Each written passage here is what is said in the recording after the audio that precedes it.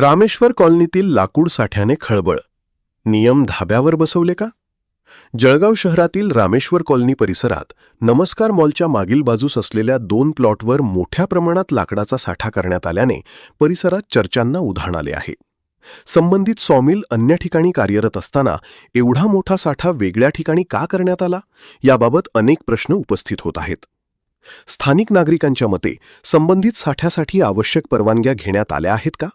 वनविभागाच्या नियमांचे पालन करण्यात आले आहे का?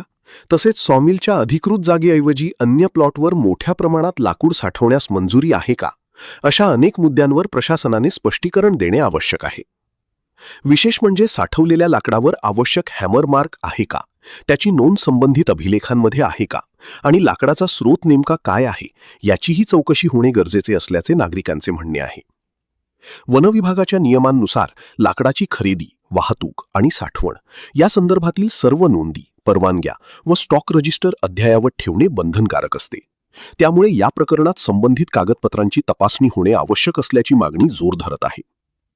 आता वनविभाग आणि संबंधित प्रशासन या प्रकरणाची दखल घेऊन प्रत्यक्ष पाहणी करणार का? साठ्यामागील वस्तुस्थिती काय आहे आणि सर्व नियमांचे पालन झाले आहे का, याकडे नागरिकांचे लक्ष लागले आहे. टीप: संबंधित सॉमिल मालकाची भूमिका जाणून घेण्यासाठी संपर्क साधण्याचा प्रयत्न करण्यात येत असून त्यांची बाजू प्राप्त झाल्यानंतर तीही प्रसिद्ध करण्यात येईल.